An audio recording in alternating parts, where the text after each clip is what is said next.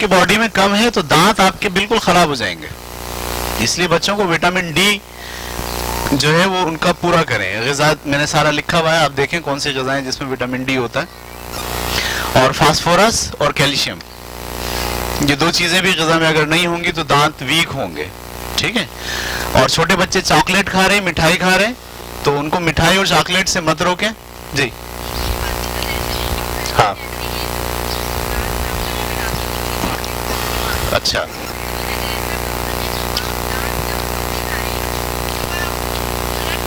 کھیرا گاجر کھلائیے. Very good. بالکل. اگر بچے مطلب نہیں صاف کر رہے اور آپ کا کہنا نہیں مان رہے اور وہ کھانے پہ مصر ہیں تو ایسی غذائیں بھی ہیں جو دانت صاف کر دیتی ہیں. گاجر صحیح, کھیرا, اور یہ اپنا گنڈیریاں.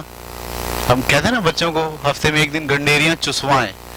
جب آپ بچوں کو ہفتے میں ایک دن گنڈیری کہتے ہیں, لا کے دیتے ہیں گنا کہ اس کو بیٹے کھاؤ اور چوسو, تو اس سے ان کے گمز, مسلز اور دانتوں کی صفائی سب ہو رہا ہوتا ہے.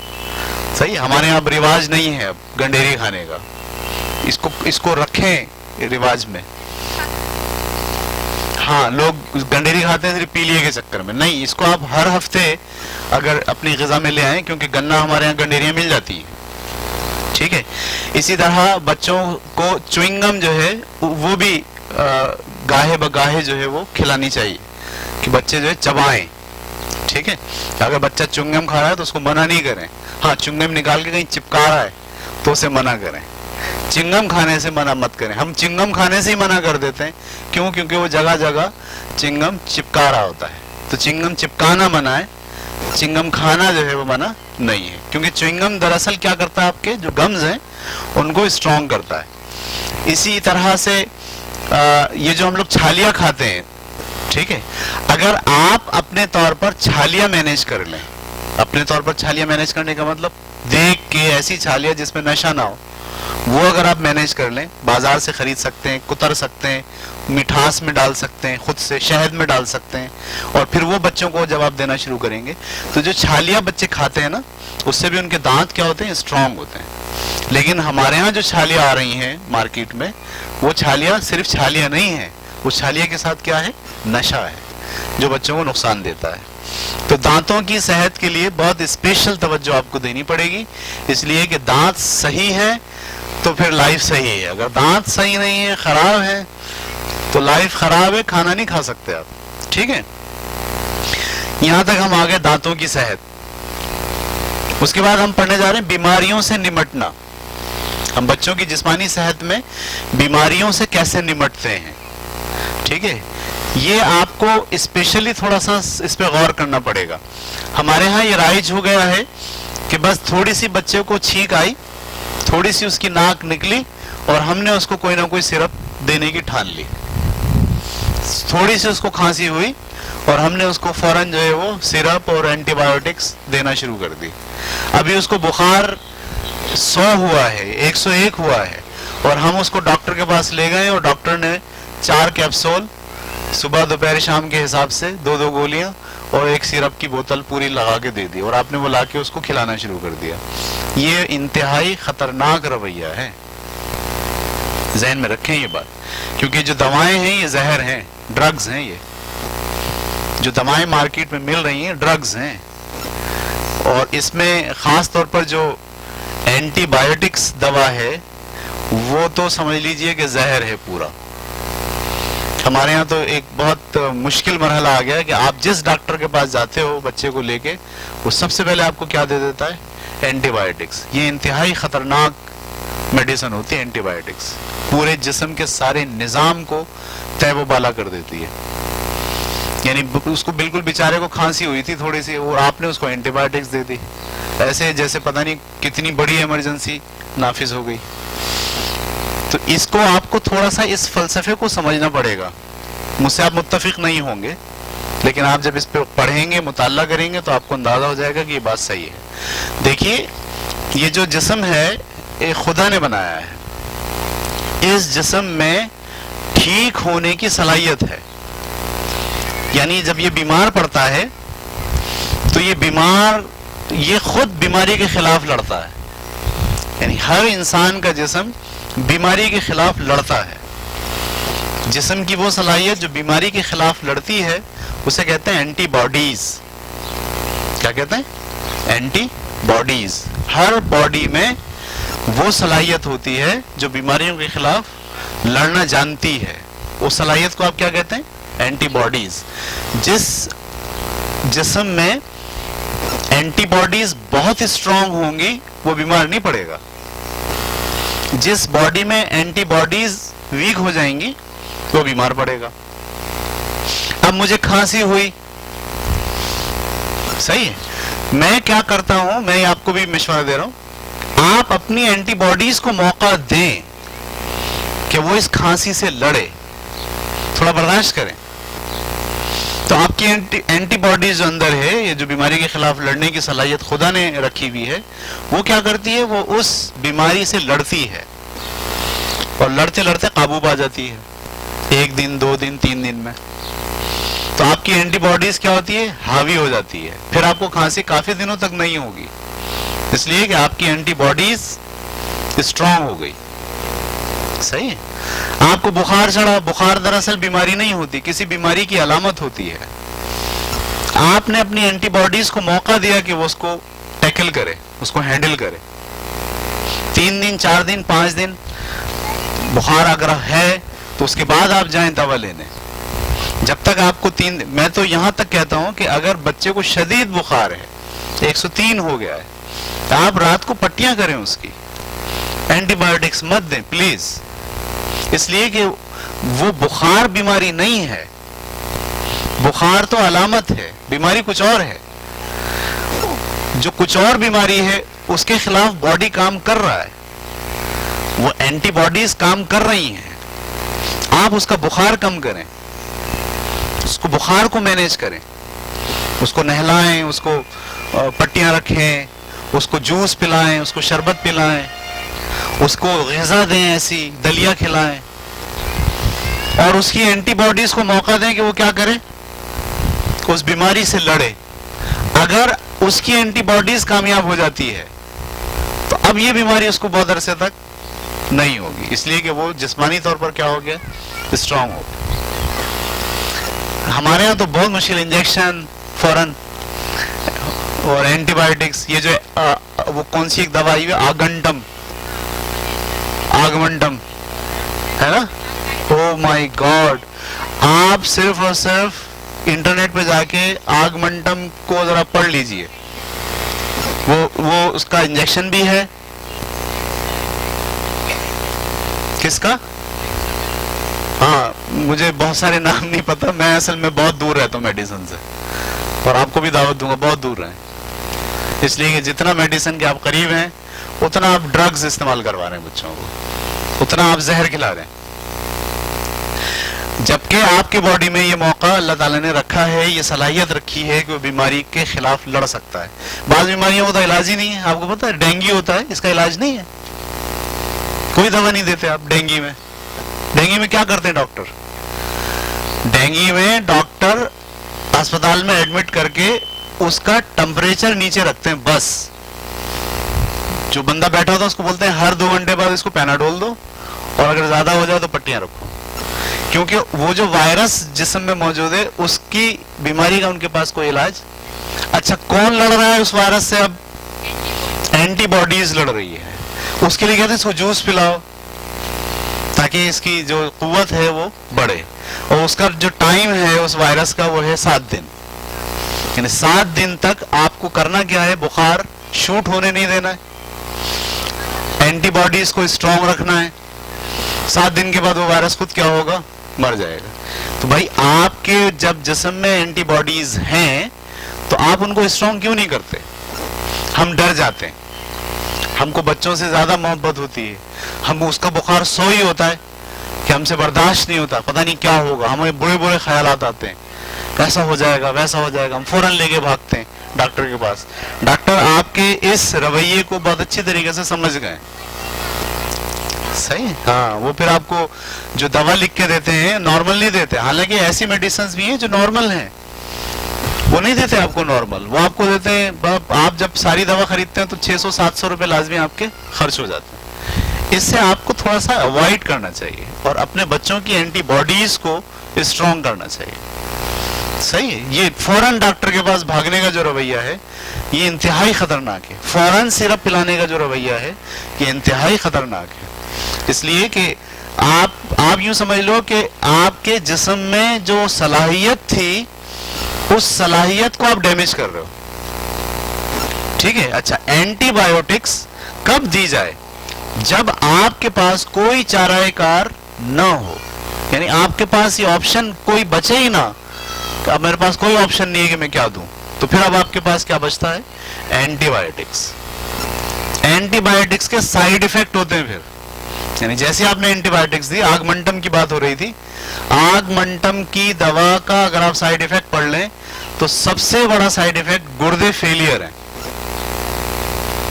آپ آج کسی بھی گردے کے اسپتال میں چلے جائیں, لائن لگا کے مریض بیٹھے ہوئے ہیں ڈائلیسس کے لیے, یعنی ان کے گردے کام نہیں کرتے, وہ مشین پہ جا کے لیٹے جاتے ہیں, مشین کیا کرتی ہے؟ گردہ صاف کر دیتی ہے, 3 دن کے لیے 4 دن کے لیے وہ صحیح ہو جاتے ہیں. اس کے بعد پھر ہر ہفتے میں 1 دفعہ ان کو ڈائلیسس پہ جانا پڑتا ہے. ڈائلیسس پہ کیوں چلے گئے لوگ؟ گردے کام کرنا چھوڑ گئے. کیوں چھوڑ گئے؟ آگمنٹم کا سائیڈ ایفیکٹ تھا. اور کتنے بڑے پیمانے پہ دے رہے ہیں لوگ. آپ دیکھو کسی بچے کو بخار ہو جائے, لے جاؤ, سب سے پہلے کیا لکھ کے دے گا وہ؟ یہ کھلائیں. تو اس سے تھوڑا سا اوائڈ کریں, آپ کی جو اینٹی باڈیز ہیں اس کو موقع دیں. ہم لوگ جو ہے وہ پیرالل دوائیں یوز کریں, گھریلو نسخے یوز کریں. ہم ہمارے مطلب گھرانوں میں ہوتے ہیں گھریلو نسخے, تو ہینگ کھلا دو, تو یہ کھلا دو, تو تھوڑا سا یہ پلا دو, ٹھیک ہے, کہوا بنا کے پلا دو, ادرک کی چائے پلا دو, یہ سب چیزیں ہیں نا. ہم پہلے اس کی طرف جائیں, بجائے اس کے کہ ہم فوراً اس کو ڈاکٹر کے پاس لے کے جائیں. ہم پہلے یہ جو ہمارے چھوٹے چھوٹے نسخے ہیں ان کی طرف جائیں, پوچھیں لوگوں سے, بڑوں سے پوچھیں. نہیں سمجھ میں آ رہا, انٹرنیٹ تو بہت عام ہو گیا. اب فیس بک پہ جائیں, بہت بڑی بڑی جو ہے وہ پیجز ہیں ان کے جس میں وہ گھریلو نسخے کے نام سے جو ہے وہ لکھا ہوا ہے, وہ آپ کریں پہلے. تو اس کے بعد جب بالکل کوئی چارہ نہیں بچے, آخری حد ہو جائے, تو پھر آپ اس بچے کو کہاں لے کے جائیں. ٹھیک ہے. ورنہ آپ نے ایک اینٹی بایوٹکس کا کیپسول آپ دیتے ہو, آپ یقین جانیے کہ 60 سے 70% اس کے باڈی کے اندر خرابیاں پیدا ہونا شروع ہو جاتی ہیں. یعنی آپ نے گلے کا درد کی دوا دی,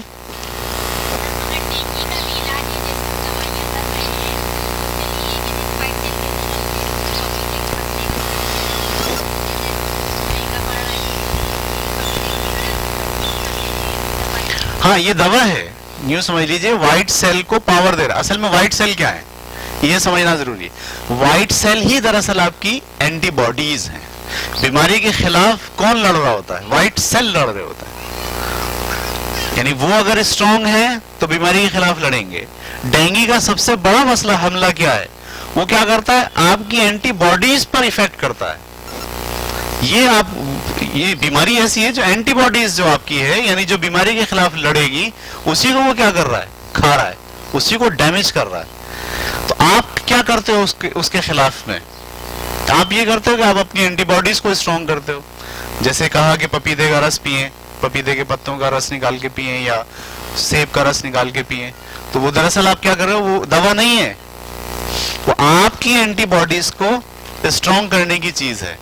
تو یہ آپ ذہن میں رکھیے کہ جب آپ بیماریوں سے نمٹنے کے لیے جائیں تو ایسا نہ کریں کہ ایک بیماری سے تو آپ نے خلاصہ لے لیا اور 4 بیماریاں اور بچے کے ساتھ لگا دی. آپ سمجھے تھے کہ یہ بیماری ختم ہو گئی, پتہ چلا کہ وہ تو ختم ہو گئی لیکن جوڑوں میں درد شروع ہو گیا, ہڈیوں میں درد شروع ہو گیا. ایک اس کا ہڈیوں کا علاج کرانے گئے, پتہ چلا یہ والا مسئلہ ہو گیا, اس کی آنکھ سے پانی زیادہ بہتا ہے. تو یہ ڈاکٹروں کا یہ مسئلہ ہے. اس لیے بہت احتیاط کریں. ڈاکٹر کے پاس آپ اس وقت جائیں جب آپ سمجھ جائیں کہ اب میرے پاس کوئی آپشن نہیں بچا. ہر اچھے ڈاکٹر کے پاس ہے. صحیح. یہ کیسے پتہ لگا اچھا ڈاکٹر ہے یا نہیں ہے؟ یہ تو آپ جب تجربہ کرو گے اور 2-3 دفعہ اس کا اعلی مشق بنو گے تو پھر آپ کو پتہ چل جائے گا کہ کون اچھا ڈاکٹر ہے اور کون اچھا ڈاکٹر. ہمارے یہاں تو رویہ یہ ہے نا کہ جس نے اگر 150 کی دوا دی ہے تو اچھا ڈاکٹر نہیں ہے، جس نے 700 کی دوا لکھ کے دی وہ اچھا ڈاکٹر ہے. تو ڈاکٹروں کو پتہ چل گیا ہے کہ والدین جو ہے وہ اچھا ڈاکٹر کس کو سمجھتے ہیں. تو اس کو بچے کی صحت سے سروکار نہیں ہے، اس کو اس بات سے سروکار ہے کہ وہ بڑا نسخہ بنا کے آپ کو دے. تو یہ ہم نے ہی اس کو سکھایا ہے، ہم نے ہی اس کو بولا ڈاکٹر صاحب ذرا مہنگی والی دوا دینا. انٹرنیٹ کے اوپر میں نے ایک ویب سائٹ دیکھی جس کے اندر پیرالل میڈیسن کی ایک ویب سائٹ ہے. پیرالل میڈیسن کا مطلب یہ میڈیسن اتنے روپے کی ہے، سیم یہی میڈیسن یہی کیمیکل اور یہی کیمیکل یہ اتنے روپے کی ہے. یعنی ایک میڈیسن جو ہے وہ 70 روپے کا کیپسول ہے، سیم وہی کیپسول 7 روپے کا ہے. لیکن پیرنٹس کس کو ترجیح دیتے ہیں؟ 70 روپے والے کو. صحیح، اگر اس کو وہ ڈاکٹر لکھ دے 7 روپے والا تو کھلاتے وقت ہی سوچتے ہیں اس کا کوئی فائدہ نہیں ہوگا. اس رویے سے آپ باہر نکل آئیں. ٹھیک ہے، بچے کی جو ہیلتھ ہے اس سے نمٹنے کے لیے آپ کے پاس اینٹی باڈیز کا کانسیپٹ ہونا چاہیے اور اینٹی بایوٹک سے آپ دور رہیں. ابھی ہمارے ہاں جب یہاں ایم کیو ایم کی حکومت تھی تو ڈاکٹر صغیر تھے صحت کے منسٹر، انہوں نے اخبار کے اندر پورے پیج کے اوپر ایک جو ہے وہ عوام کے لیے ایک پورا پیغام جو ہے وہ چھاپا تھا. وہ میرے پاس کہیں سیو ہے، میں اس کو فیس بک پہ ڈالوں گا. اس میں لکھا تھا کہ خدا کے لیے اینٹی بایوٹکس استعمال مت کیجیے. لکھا تھا انہوں نے بات. کیوں؟ کیونکہ جب کوئی دیکھیے اینٹی بایوٹکس آپ نے کھائی، جو آپ کا اینٹی باڈیز ہوتا ہے نا اس اینٹی بایوٹک کو بھی بیماری لیتا ہے. آپ نے اینٹی بایوٹکس کی دوا لی، آپ کا جو اینٹی باڈیز ہے وہ کیا سمجھتا ہے؟ یہ آگے بیماری. اب یہ کیا کرتا ہے؟ اس سے لڑتا ہے، اینٹی باڈیز لڑتا ہے. اگر آپ کا جسم اینٹی بایوٹکس کے خلاف مزاحمت پیش کرنے کے قابل ہو جائے ایک بار، اگلی بار وہ اینٹی بایوٹکس نہیں لگے گی آپ کو، کیونکہ آپ کا جسم نے اس کو جھیل لیا ہے. اب دیں آپ اینٹی بایوٹکس نہیں لگے گی. تو انہوں نے یہ لکھا تھا کہ ہم جب ہمارے ہاں ایمرجنسی میں لوگ آتے ہیں تو اب جب ہم ان کو اینٹی بایوٹکس دیتے ہیں تو وہ کام نہیں کر رہی. خدا کے لیے عام بیماریوں میں اینٹی بایوٹکس مت لیں. یہ انہوں نے پورے پیج کے اوپر تحریر لکھی تھی کہ اینٹی بایوٹکس آپ لے کے آپ نے باڈی کو اس قابل نہیں رکھا کہ ایمرجنسی میں ہم کوئی اینٹی بایوٹکس دے پائیں. ایمرجنسی ہو گئی ہے، کوئی حل نہیں ہے، کیا لگے گی؟ Antibiotics. آپ کا جسم پہلے ہی اینٹی بایوٹکس لے کے اس کا عادی ہو گیا ہے، اس کے خلاف اس نے مزاحمت کریٹ کر لی. اب آپ 2 اینٹی بایوٹکس کام نہیں کرتی وہ، تو اس وقت پر کیا ہوگا؟ پھر آپ ڈاکٹروں کو جو ہے برا بھلا کہتے ہیں تو انہوں نے علاج نہیں کیا، یہ نہیں، وہ کیا کریں؟ ان کے پاس جو میڈیسن ہے وہ کام ہی نہیں کر رہی. پھر یہ اینٹی بایوٹکس ذہن میں رکھیے گا، اینٹی بایوٹکس کے خلاف جسم کی جو مزاحمت ہے نسلاً در نسلاً منتقل ہوتی ہے. یعنی اگر میرا جسم اینٹی بایوٹکس کے خلاف مزاحمت کر رہا ہے تو میرے بچے جو ہیں ان کا جسم بھی اس اینٹی بایوٹکس کے خلاف وہ کام نہیں کرے گی. اسی لیے آپ دیکھیں کہ پہلے آپ 1 گولی کھاتے تھے صحیح ہو جاتے تھے، اب آپ 1 کھاتے ہو صحیح نہیں ہوتا. اب کتنی کھانی پڑتی ہیں؟ 2 یا زیادہ پاور کی کھانی پڑتی ہے. جیسے جیسے اس کو ہم کہتے ہیں جنریشن. فرسٹ جنریشن کی میڈیسن تھی پہلے، وہ لگتی تھی لوگوں پہ، پھر وہ کام کرنا چھوڑ دیا، ان لوگوں نے اس کو پاور دیا، سیکنڈ جنریشن کی میڈیسن بنائی، پھر تھرڈ جنریشن کی بنائی. آپ حیران ہوں گے اس وقت 4th جنریشن کی میڈیسن چل رہی ہے. یہ بھی کام نہیں کرے گی تو پاور کیا کریں گے؟ اور بڑھائیں گے اس کو. اس لیے اپنے بچوں کو اینٹی بایوٹک سے تھوڑا سا دور رکھیں. گھریلو نسخے، گھریلو علاج چیزیں، اور پھر تھوڑا سا بیماری کو جھیلنا سکھائیں. جب بچہ بیماری کو جھیلنا سیکھتا ہے تو اس کی اینٹی باڈیز پاورفل ہوتی ہیں. تو اسے ہم کہتے ہیں بیماری سے نمٹنا. بیماری سے نمٹنا ایک آرٹ ہے. ہر پیرنٹس کو بیماری سے نمٹنے کے لیے اپنا رول پلے کرنا چاہیے. یہ نہیں کہ بس اٹھایا اور اس کو ڈاکٹر کے پاس لے گئے اور اس کو کہا انجیکشن بھی لگا دو گھوڑے والا اس کو، اور اس کو کیپسول بھی دے دو بڑے بڑے. ٹھیک ہے، ٹھیک ہے جی. یہ تھا جناب بیماریوں سے نمٹنا. اب ہم اگلا ٹاپک پڑھنے جا رہے ہیں، نیند. نیند کا ایلیمنٹ جسمانی صحت کے لیے بہت ضروری ہے. بچوں کو پراپر نیند اگر نہیں مل رہی تو وہ جسمانی طور پر صحت مند نہیں ہے. یہ ذہن میں ڈال لیجیے. اب نیند میں دونوں باتیں ہیں. پورا دورانیہ ملے. مثال کے طور پر ایک بچے کی ضرورت ہے 6 گھنٹے، تو اسے 6 گھنٹے سونے کو ملے. کسی بچے کی ضرورت ہے 8 گھنٹے, تو اسے 8 گھنٹے سونے کو ملے. اچھا 8 گھنٹے اس کی ضرورت ہے اور وہ سو رہا ہے 6 گھنٹے, تو مسائل ہوں گے. 8 گھنٹے سونے کی ضرورت ہے اور وہ سو رہا ہے 10 گھنٹے, تب بھی مسائل ہوں گے. زیادہ سونا بھی مسئلہ ہے اور کم سونا بھی مسئلہ ہے. ٹھیک ہے, تو نیند پراپر آئے بچے کو, اس کا لحاظ رکھیں, اس کا بستر ٹھیک ہو. صحیح ہے, آپ گدے پہ اگر سلا رہے ہیں تو مت سلائیے, نیچے سلائیے. نیچے بچے کو پراپر نیند نہیں آتی, گدے پہ آتی ہے تو گدے پہ سلائیے. نیند وہ پوری لے. ٹھیک ہے, اگر نیند اس کو پوری نہیں آئے گی تو پھر وہ بیمار ہے. 2 بیماریاں جو ہے وہ ذہن میں رکھیے گا. سائیکولوجیکل بیماری, نیند کی پورے نہ ہونے سے نفسیاتی بیماریاں جنم لیتی ہیں. اگر بچے کی نیند پوری نہیں ہے تو نفسیاتی بیماری ہوگی. اس کو کیا ہوگی میں آپ کو سمجھانے کی کوشش کرتا ہوں. دیکھیے, جب ہم زندگی گزارتے ہیں تو ایک ہوتا ہے ہمارا شعور. میں آپ کو دیکھ رہا ہوں, یہ شعوری کیفیت ہے, جس کو ہم کہتے ہیں شعور.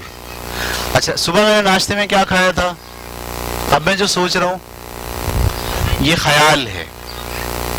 ایک ہے شعور اور ایک ہے خیال. ٹھیک ہے, اور رات کو میں نے خواب دیکھا تھا کچھ, تو وہ ہے خواب. میں یہ جانتا ہوں کہ یہ شعور ہے, وہ خیال ہے, اور رات کو جو دیکھا تھا وہ خواب ہے. جس بچوں کی نیند پوری نہیں ہوتی ان بچوں کو ان تینوں چیزوں میں ڈفرنس قائم کرنا مشکل ہو جاتا ہے.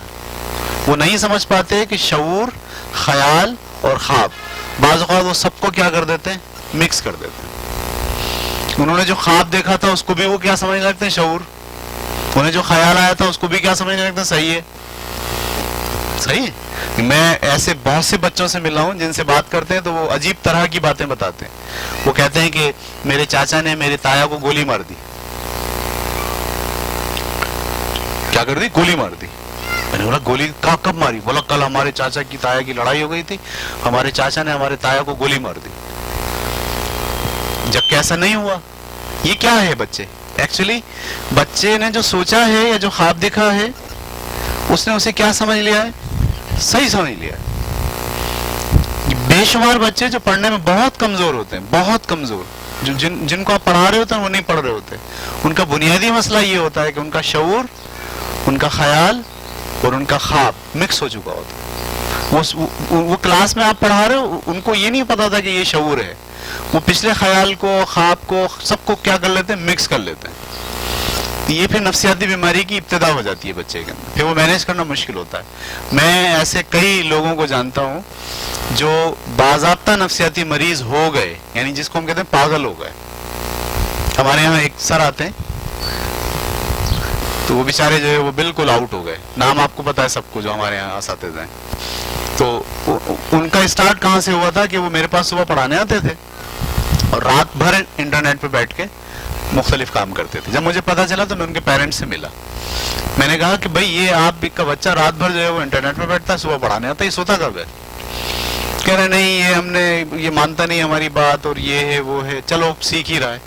میں نے کہا یہ پاگل ہو جائے گا. بولا نہیں پاگل نہیں ہوگا, آج کے دور کی ضرورت ہے وغیرہ وغیرہ. اب یقین جانیے سال کے بعد وہ پاگل ہو گیا. اب وہ جب آتا ہے تو وہ جو باتیں کرتا ہے اس میں اس کی یہ تینوں چیزیں مکس ہوتی ہیں. اسے نہیں پتا ہوتا یہ شعور ہے, یہ خواب ہے, یہ خیال ہے, سب مکس ہو گیا, گڑبڑ ہو گیا, کوئی ڈسٹنگوش نہیں کر پا رہا.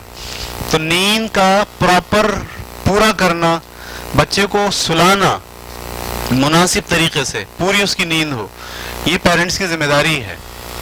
اس کے لیے دوپہر کا نیپ انتہائی امپورٹنٹ ہے. ٹھیک ہے, دیکھیے رات کو اگر بچہ 6 گھنٹے سو رہا ہے اوکے, اور دوپہر کے اندر اگر وہ آدھا گھنٹہ سو رہا ہے اوکے. دوپہر کے آدھے گھنٹے کی نیند رات کے 2 گھنٹے کی نیند کے برابر ہے. ٹھیک ہے, اگر آپ دوپہر کے اندر بچے کو کھانا کھلانے کے بعد کہتے ہیں بیٹا سو جاؤ, اور وہ 1 گھنٹہ سو جائے, اور اس کو آپ اٹھا دیجئے, کیونکہ زیادہ سلائیں گے تو پھر یہ بھی مسئلہ ہوگا, تو سمجھ لیجئے کہ اس کی نیند پوری ہوگی. دوپہر کا نیپ, یہ حضور صلی اللہ علیہ وسلم نے بھی ہمیں سکھائی ہے بات قیلولہ کی.